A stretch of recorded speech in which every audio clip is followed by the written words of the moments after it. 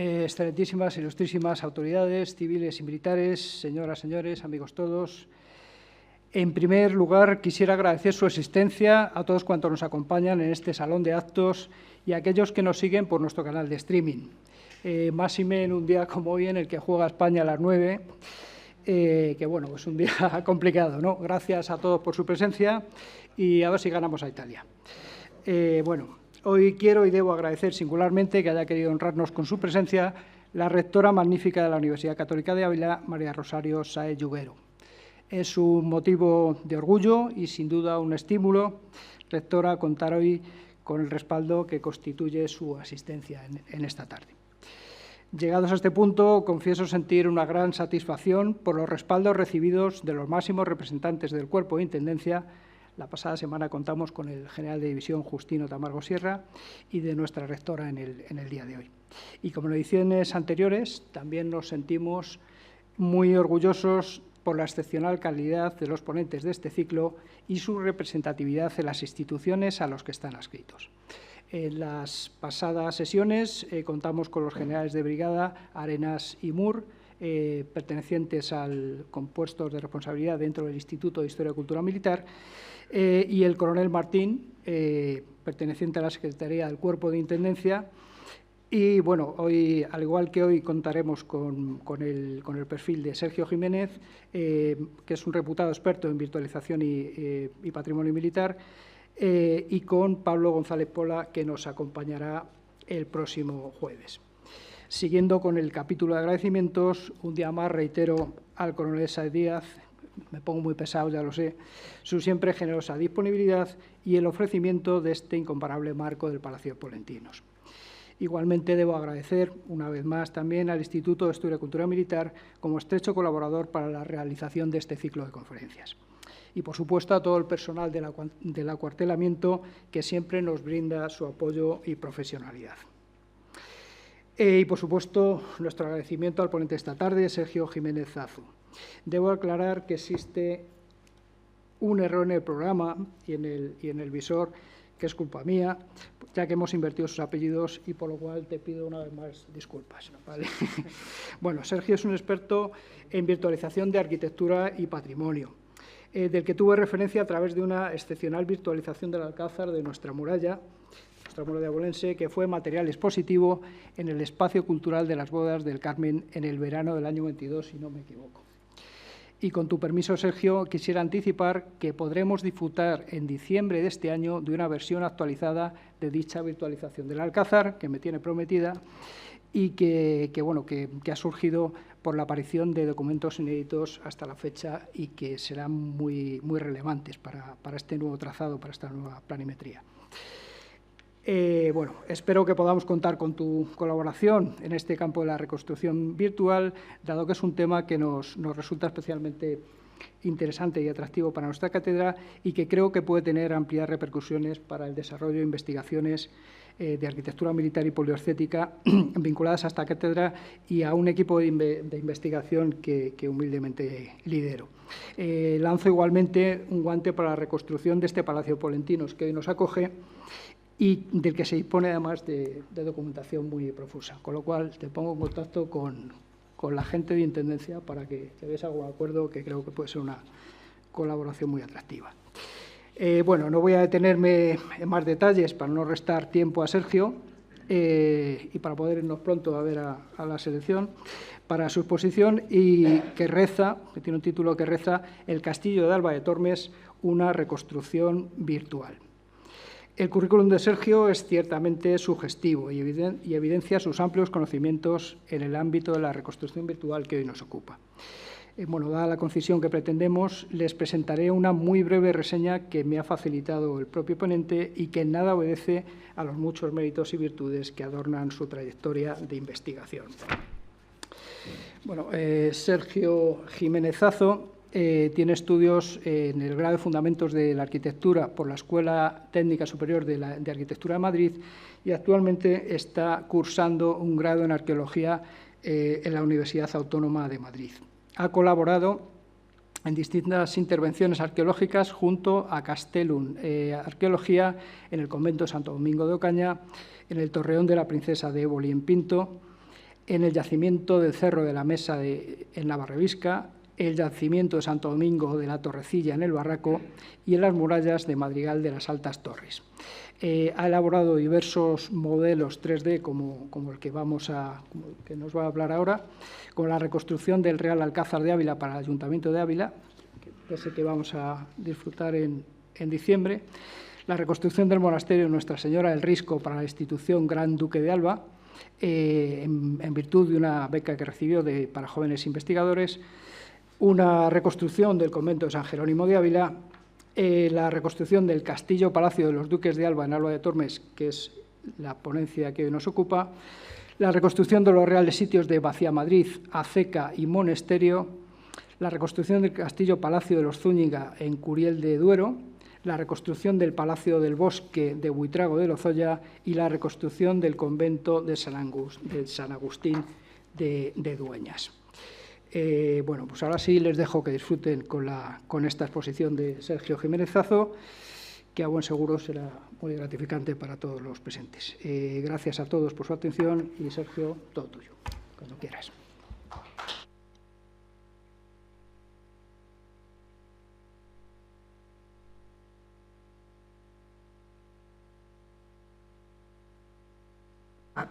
Ahora sí. Lo primero, buenas tardes, gracias a todos por venir. Gracias a Javier por la presentación que me ha hecho y por la oportunidad de estar aquí, y a todos los que han hecho posible pues, esta jornada. Hoy, dentro del ámbito de las nuevas tecnologías, como se llama este ciclo, vamos a hablar de una reconstrucción virtual. Una reconstrucción virtual de un ejemplo de arquitectura militar que existió en España. Y digo existió porque lamentablemente hoy los restos que quedan son ínfimos en comparación con todo lo que pudo haber de este edificio. La reconstrucción virtual actualmente es algo que está muy en boga, y gracias a este tipo de tecnología podemos ver los edificios que actualmente se conservan así, de esta manera. Podemos ver cómo eran en el pasado. ¿Y por qué el castillo de Alba de Tormes? Pues estamos en Ávila, pero hablamos de Alba de Tormes porque es un ejemplo de un fenómeno que se está empezando a realizar en España en torno al siglo XV, y es una transformación de la arquitectura militar en algo residencial. Es un poco lo que podemos observar en los castillos de Francia, pero aplicado a España. En España todavía había cierta crispación social, inestabilidad. Entonces, al exterior estos edificios siguen siendo un reflejo del poder militar de estas familias, pero al interior es un verdadero palacio renacentista. ¿Se podría apagar las luces de arriba? Sí, yo creo que igual casi mejor.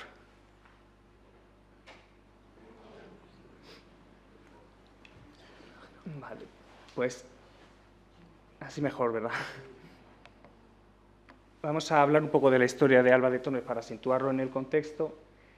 Y la villa de Alba de Tormes se empiezan a tener noticias de la ciudad en torno al siglo X, siglo XI, que es cuando se produce la repoblación de la zona.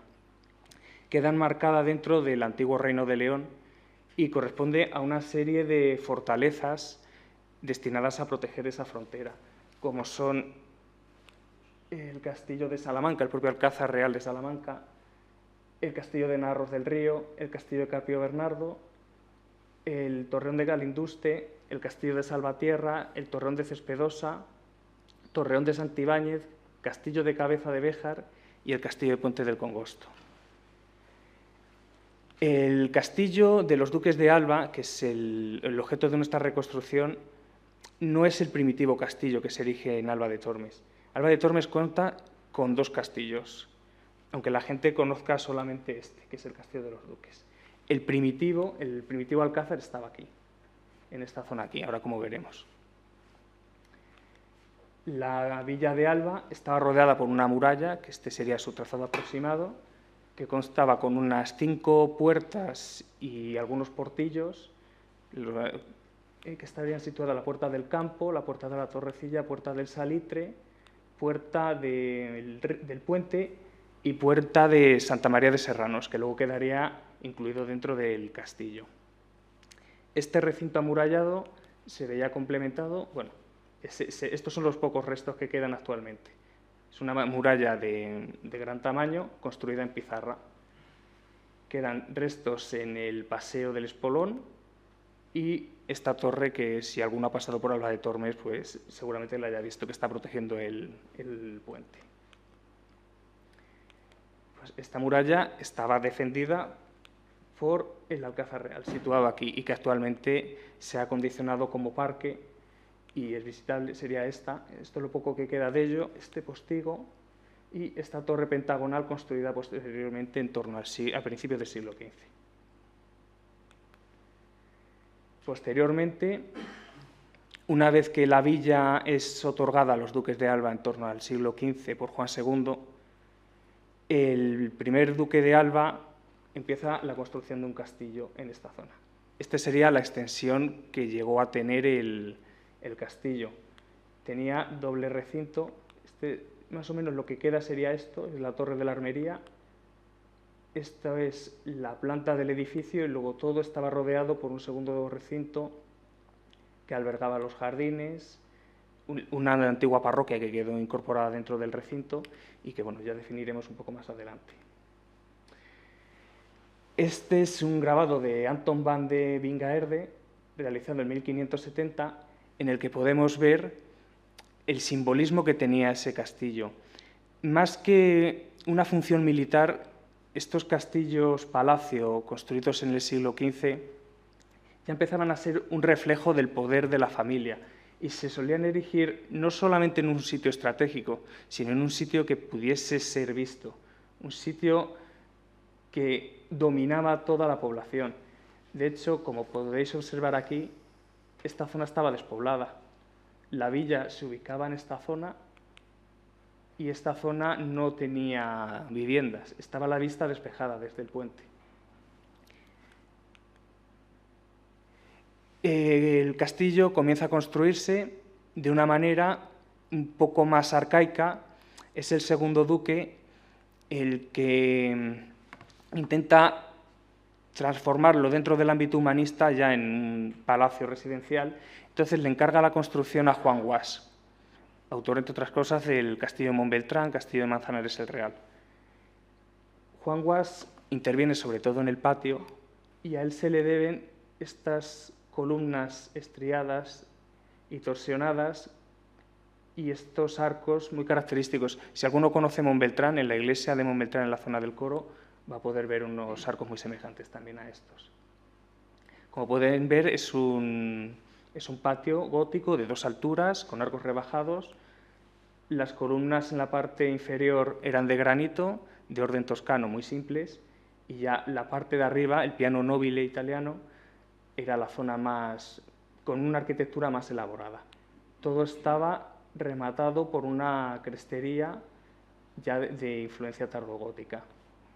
Es una suerte, la verdad, haciendo un pequeño paréntesis, que a la hora de hacer una reconstrucción podamos contar con estos grabados, porque del patio absolutamente no queda prácticamente nada, quedan algunos pequeños restos in situ y la planta, pero que podamos ver un grabado de 1800, poco antes de su destrucción, de cómo era ese aspecto, la verdad es que ayuda bastante a la hora de ver la grandeza que tenía este edificio.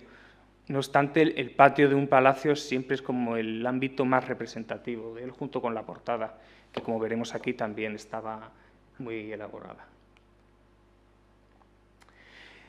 Pues esta es la historia del palacio hasta 1809. En 1809 el ejército francés toma Alba de Tormes, provoca la destrucción de la villa y es el causante de mucha pérdida patrimonial y se acuartelan en el castillo. ¿Por qué he puesto esta foto? Esto es en la sala de la armería, entre los frescos, se encuentra la firma de un antiguo soldado francés, Dupont, 1811. es un testigo de lo que hubo allí. Es como algo tangible que podemos ver de que realmente esa parte de la historia pasó por allí. La villa de Alba de Tormes fue recuperada en 1812 tras la batalla de los Arapiles y lamentablemente el castillo es incendiado para evitar que vuelvan a cuartelarse en él el ejército francés, y ahí comienza un largo proceso de ruina, de expolio, que vamos a poder ver en los sucesivos grabados de los distintos viajeros del siglo XIX.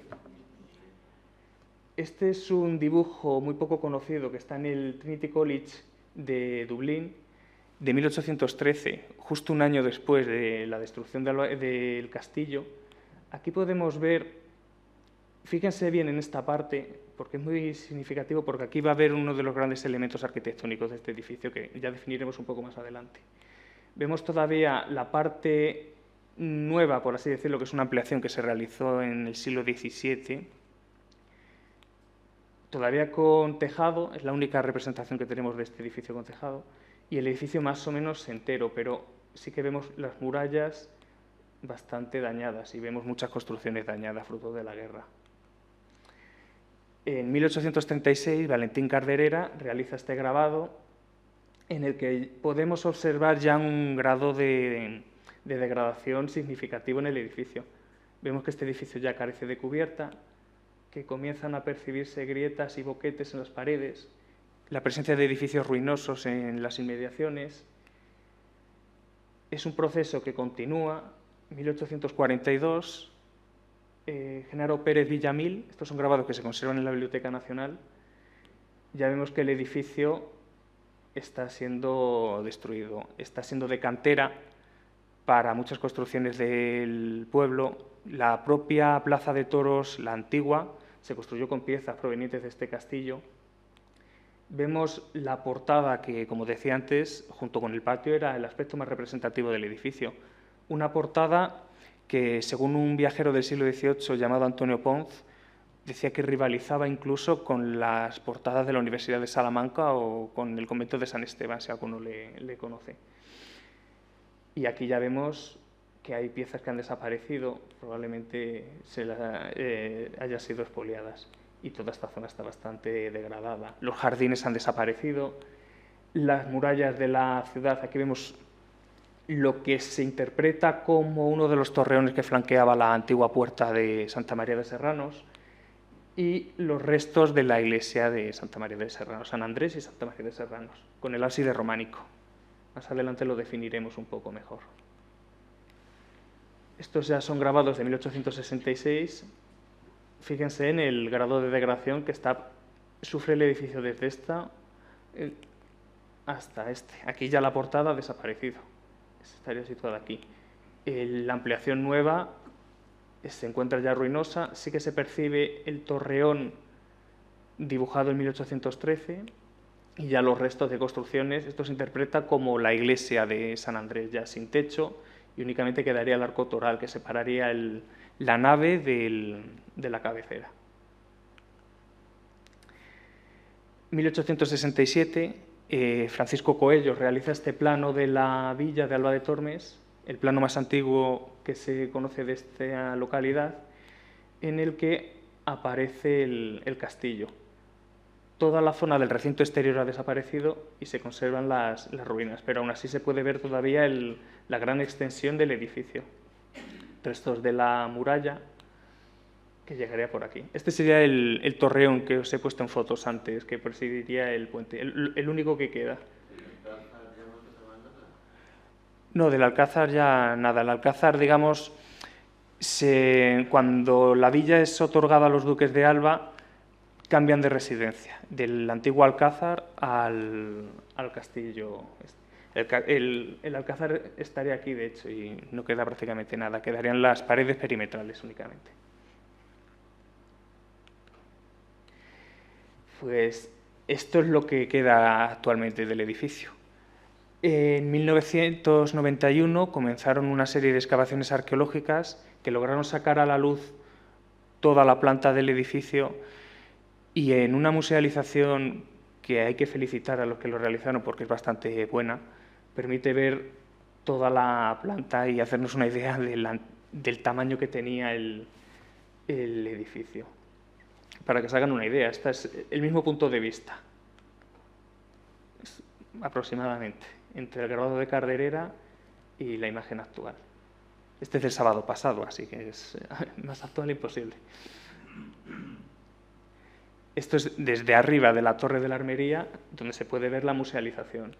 Se ha sacado toda la planta, el pabellón nuevo, restos de la antigua barbacana exterior, el paseo, y se ha intentado, mediante juegos con el pavimento, recuperar un poco la posición de las antiguas columnas del patio y han dejado visto el antiguo aljibe que se encontraba aquí, que está tallado en pizarra, que es una auténtica maravilla. De la propia pizarra que se extrajo de aquí se construyó el castillo. Y esto es el aspecto que podría tener el castillo. Esta es la reconstrucción basada en todas estas pruebas que hemos visto, estos documentos gráficos, en alguno más, en la planimetría y en documentos escritos de la época. He podido hacer esta reconstrucción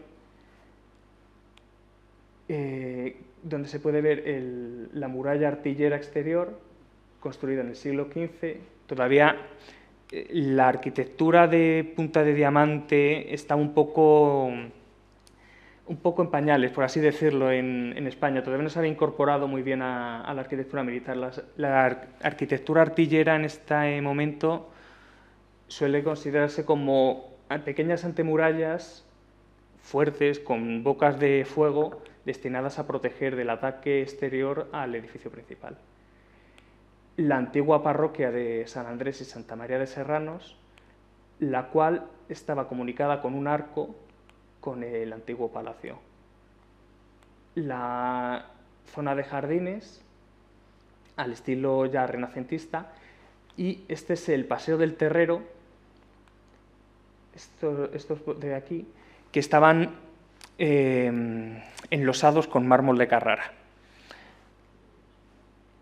El palacio tenía otros elementos de mármol de Carrara, como esta galería, que vamos a definir un poco más adelante, la portada monumental, y luego tenía la zona posterior destinada a patio de servicios, caballerizas y demás. A partir del antiguo dibujo de Viña Erde, si se acuerdan, este de aquí, pues se ha podido lograr esta imagen del edificio. La puerta de acceso principal al recinto y el aspecto del edificio, con chapiteles, es un poco al estilo de los castillos franceses de la época, y la ampliación del siglo XVII. La iglesia de Santa María de Serranos, que, punto y aparte, era una auténtica joya del románico de la época. Tenía doble fila de arcos en el ábside, la zona superior con arcos polilobulados, muy típicos también de algunas iglesias de Alba de Tormes y de la zona. Contaba de una única nave, una torre a los pies y una tribuna, desde la cual los duques podían asistir a misa, y a la cual se accedía mediante este arco.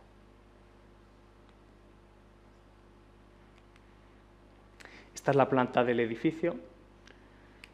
Vamos a ir definiendo cada una de las zonas.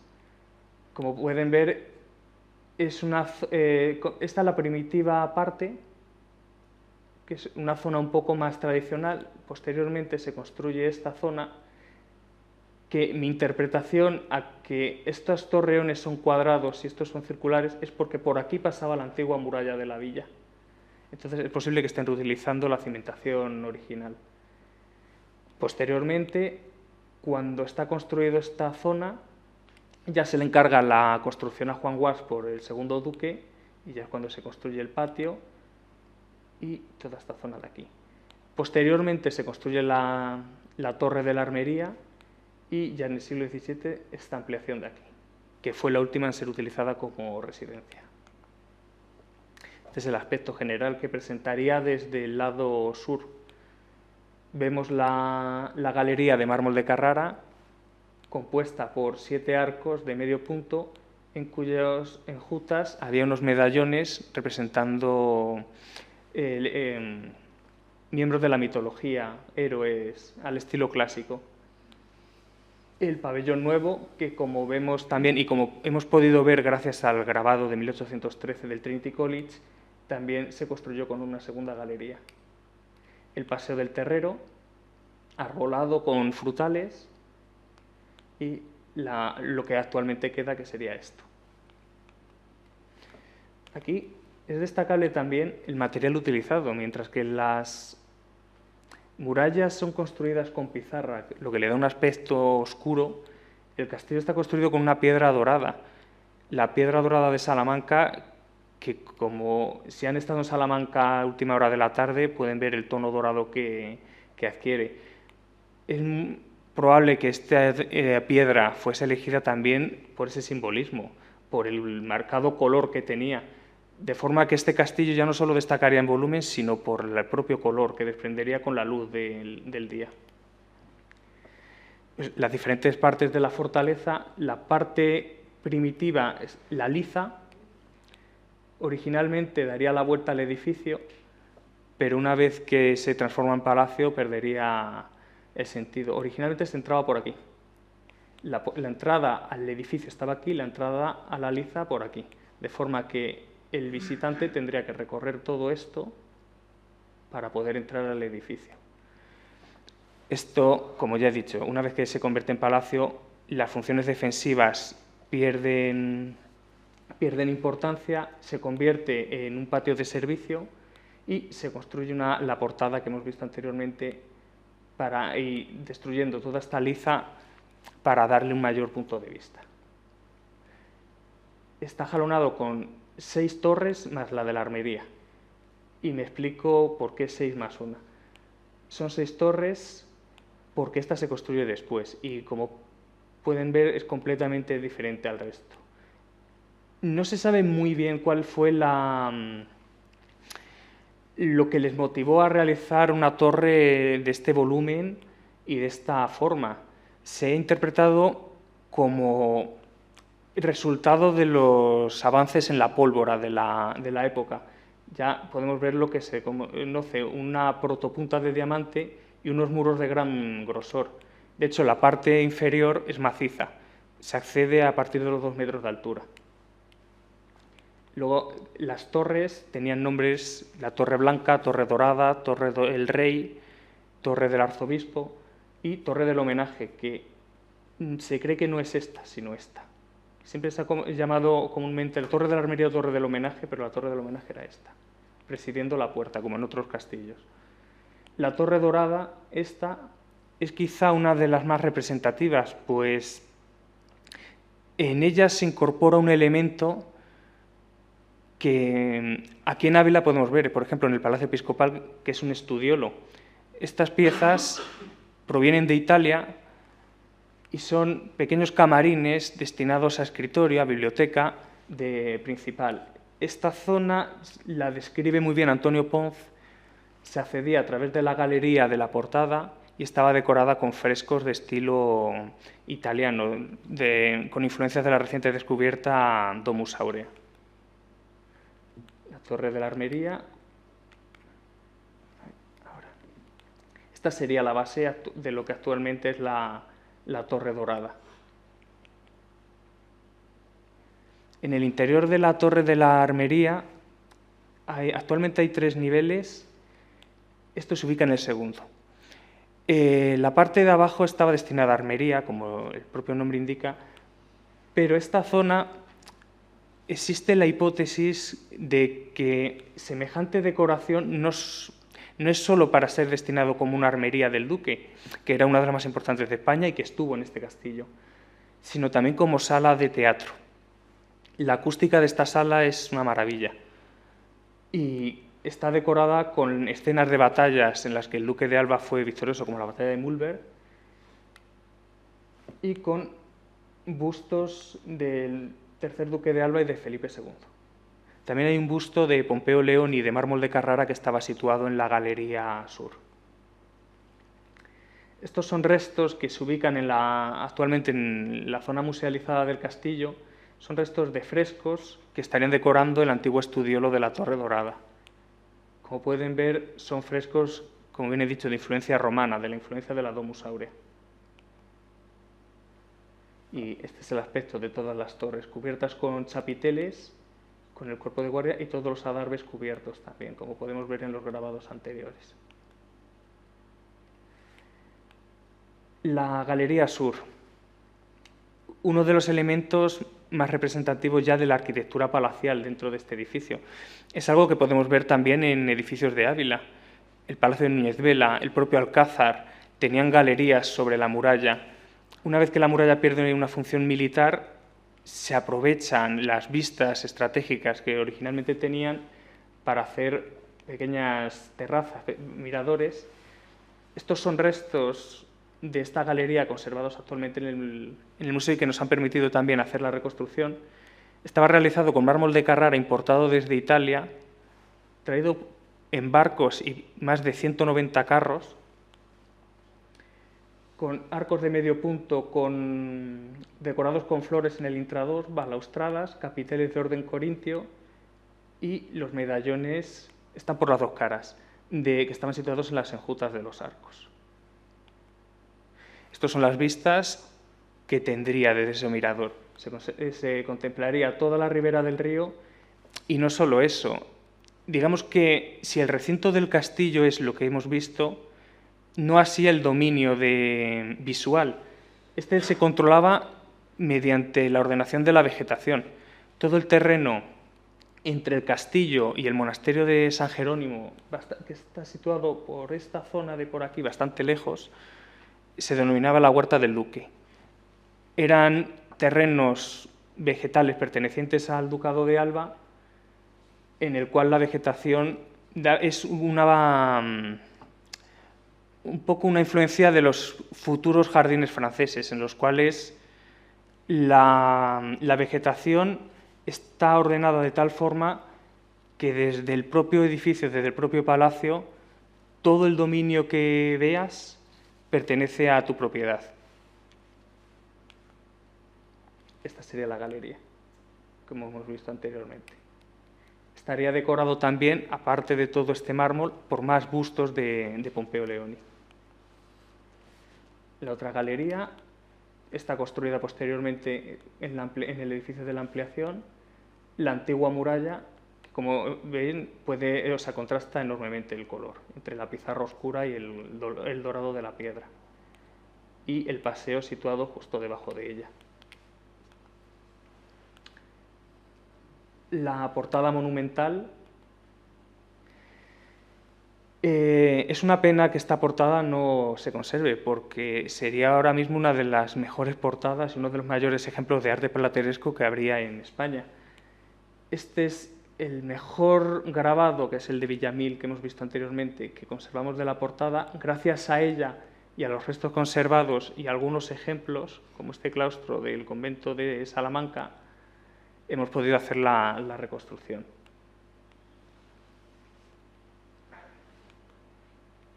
Constaba de 2 niveles, la parte inferior con 2 arcos rebajados y la parte superior con una galería arquitrabada. Por aquí, esta puerta daría acceso al patio y se accedería al estudio, lo que estaría situado en esta zona. Esta sería la Torre Dorada, anteriormente dicha. Y el dorado de la piedra de Villamayor empleado en esta portada contrastaría con esta piedra y, como hemos visto aquí, le otorgaría un color muy especial a determinadas horas del día. Este es el mismo punto de vista. Vamos a ver cómo ha evolucionado esta zona desde antes de la Guerra de Independencia, 1842, y actualmente. Por último, el patio, ubicado en el centro, se conservan bastantes elementos, gracias también al grabado anteriormente visto, al dibujo anónimo de la Fundación Lázaro Galdeano, y estos elementos arquitectónicos se ha podido hacer la reconstrucción. Aquí vemos la influencia de Guas, sobre todo en el llamado perlado isabelino, perlado abulense, pueden ver también aquí, por ejemplo, en el monasterio de Santo Tomás, y el fuste estriado. Los capiteles están muy erosionados, la piedra arenisca de Salamanca tiene la ventaja de que es muy fácil de tallar, permite decoraciones muy bonitas, pero a la vez es fácilmente erosionable por los elementos. También se conservan restos de las antiguas balaustradas de orden gótico, muy similares a las que se pueden ver en el castillo de Manzanares el Real, de obra de Guas también, y restos del pavimento, con baldosas cerámicas y azulejos de Talavera. Esta es la comparativa entre el dibujo de la Fundación Lázaro Galdiano y nuestra reconstrucción. Y este es el aspecto que tendría el patio. La torre de la armería presidiendo el conjunto, el juego de color que supondría también las columnas de granito frente a la piedra dorada de Villamayor de la parte superior, y vemos como un aumento de la decoración a medida que ascendemos. Esto también es un poco interpretación mía, pero la arquitectura juega muchas veces con el punto de vista. Si van subiendo la mirada, a medida que van subiendo, van viendo la zona importante, que es la zona destinada a residencia de los duques. La parte de abajo de los palacios normalmente estaba destinada a cocinas, caballerizas, elementos secundarios, y la zona residencial se ubicaba en la parte superior. De ahí que sea la zona más decorada, con una arquitectura más elaborada. Y además, según vamos subiendo ya, podemos ver la auténtica mole de la Torre de la Armería, que es imponente. Otra imagen del patio. La escalera estaría situada aquí, también con columnas torsionadas, con perlado isabelino, y con el pozo en el centro, que daría servicio al antiguo aljibe que hemos visto desde arriba. Y para acabar, una comparativa entre... Esta es una foto del sábado, cómo es actualmente Alba de Tormes y cómo podría haber sido. Gracias.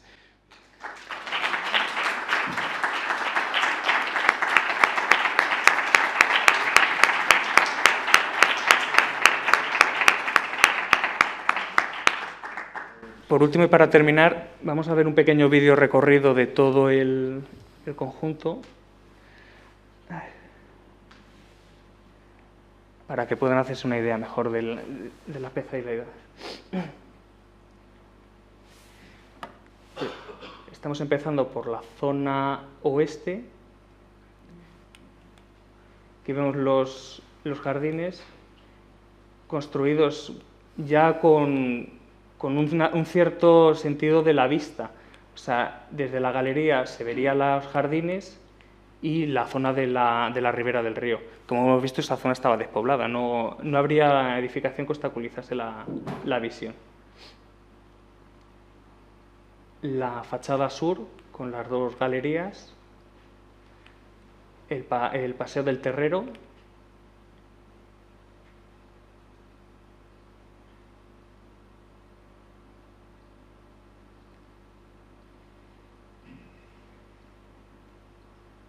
la Torre de la Armería. La zona de frescos está más o menos a esta altura, la sala de los frescos. Este ventanal daría servicio a ella. Enrejado, la reja ha desaparecido en la actualidad, y que tendría una visión de toda la villa de Alba de Tormes desde esta zona.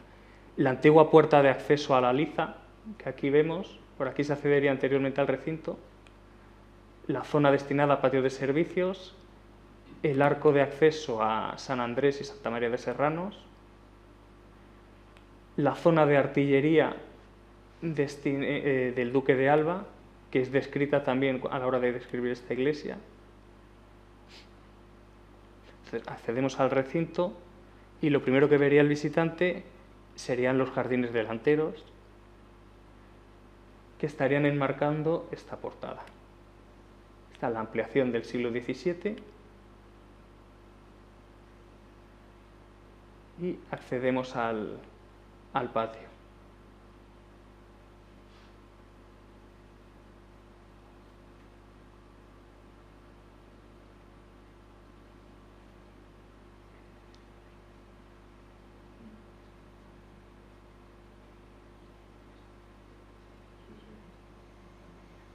La escalera estaría situada a mano izquierda, una escalera de tres tramos, gótica, que actualmente solo se conserva como hasta esta altura.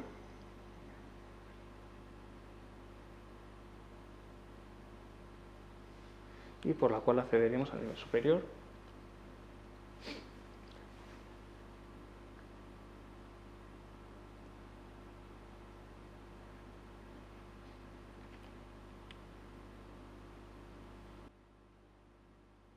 Y aquí termina el vídeo. Ahora sí, gracias.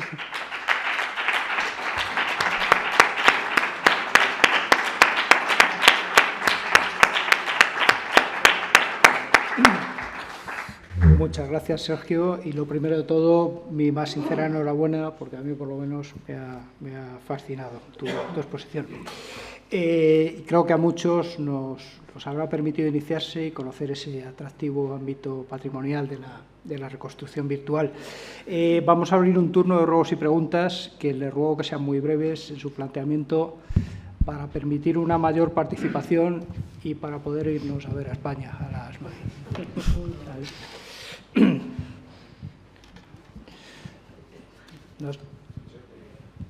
No sé si alguien tiene alguna... Sí. Juan.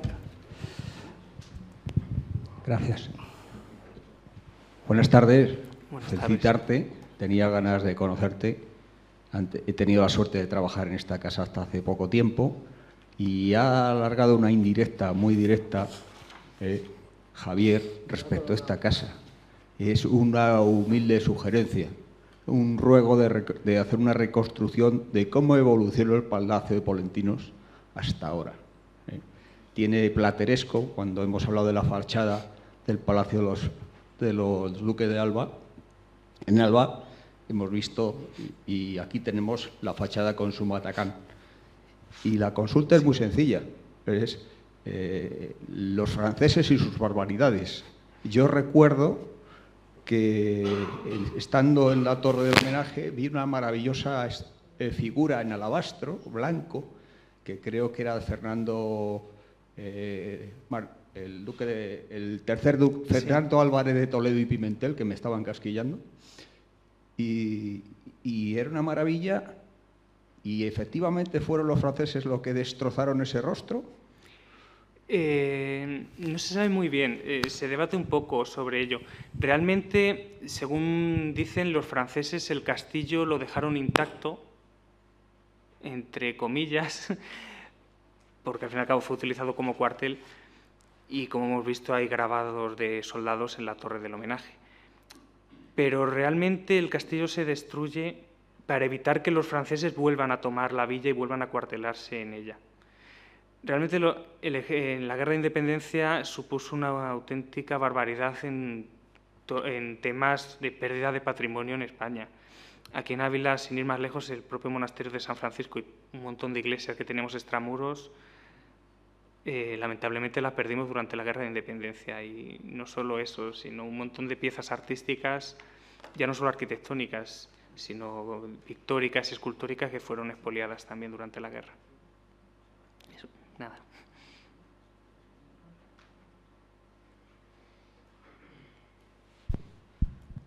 Como se sabe, los últimos días de la Santa, de Santa Teresa, fueron en Alba de Tormes. Ella conoció el castillo, excepto esa última parte nueva que nos has referido.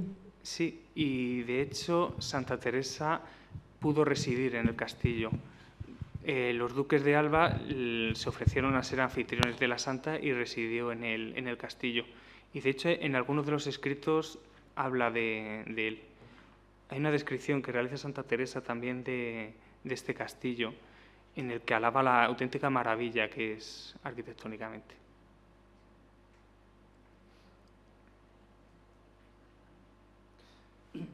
Yo quería hacer una pregunta, dos preguntas técnicas. Primero, ¿qué software has utilizado para la reconstrucción virtual? Que me imagino que Blender o algo de esto. Sí, y está renderizado con Lumion. Ajá. Muy bien. Y una segunda es ¿qué reflexión puedes hacer sobre los trabajos de Edward Cooper, sobre los castillos señoriales de Castillo? ¿Qué opinión te merecen en general los análisis de Edward Cooper en relación a todo este tipo de arquitectura señorial y palaciega de los siglos XV y XVI en Castilla? Pues me parece una obra bastante buena y es una obra que debería ser de consulta para todo el de la materia. Yo, de hecho, la utilizo bastante, la obra de Cooper, porque además viene acompañada con planos, no es meramente fotográfica y muchas veces para comprender un edificio no es solo por las fotos. No sé si es por mi formación en arquitecto, pero hay que conocer la planta de un edificio, porque la planta, si sabes leerla, te dice mucho. Y yo alabo en ese sentido la publicación de Cooper porque proporciona plantas de prácticamente todos los castillos y a la hora de interpretarlos es un documento bastante útil. Muchas gracias. ¿Alguna cuestión más?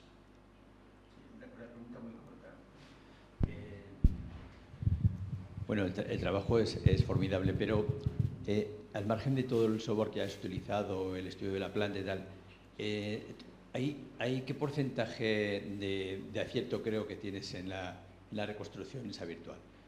¿Hay algo que hayas tenido que suponer?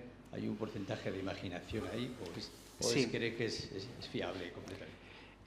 Estos suelen ser interpretaciones. Están basadas muchas veces en documentos. La zona del edificio principal es bastante fiable, porque al fin y al cabo hemos visto que conservamos dibujos, grabados y la planta del edificio. Es que eso, a la hora de realizar una reconstrucción, es prácticamente imposible tener tanta documentación. Este es un ejemplo bastante único.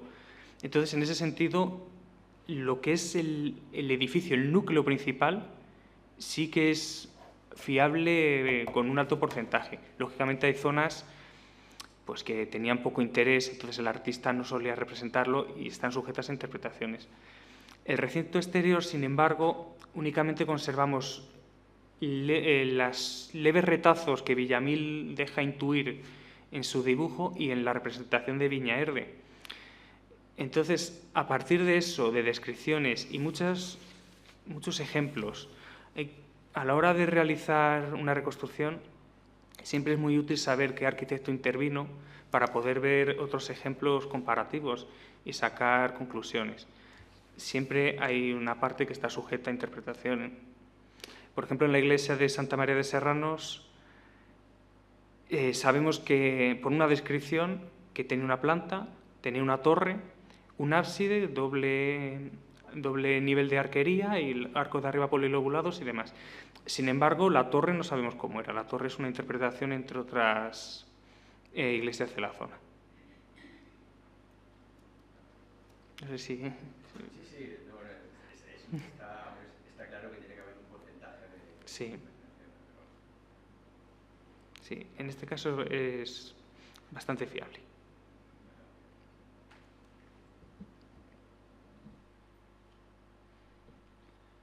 ¿Alguien más? ¿Alguna cuestión más? Yo, para acabar, quería consultar si había algún grado de deterioro adicional posterior a la Guerra de Independencia. En guerras carlistas, que he visto el grabado de Carderera en 1836, si intervino de alguna manera como arquitectura defensiva en conflictos posteriores. Realmente no. No. Porque después de la Guerra de Independencia quedó inservible. Además, hay un documento que dice como tal que es imposible acuartelar tropas en el interior porque carece de techos y existe grave peligro de derrumbe. El mayor daño que sufrió este castillo no fue obra de la guerra, sino del expolio que sufrió. Un edificio abandonado de estas dimensiones es una cantera fabulosa para hacer las construcciones de la época. De hecho, la plaza de toros está situada muy cerca del castillo porque tenían la cantera al lado, que fue el castillo. Pues bueno, si no hay más preguntas, con este turno damos por concluida esta charla, no sin antes reiterar nuestra enhorabuena y agradecimiento a Sergio Jiménez Zazo. Quisiera agradecer igualmente a mis compañeros de postproducción que han hecho posible la emisión en streaming de esta conferencia, a mis compañeros de Cultura Científica que están siempre ahí apoyándonos en la organización de este ciclo de conferencias, a todos los asistentes presentes en esta sala y quienes os han seguido por streaming, por su atención y presencia. Y bueno, pues nos da tiempo a irnos a casa y a ver a la selección. Muchas gracias.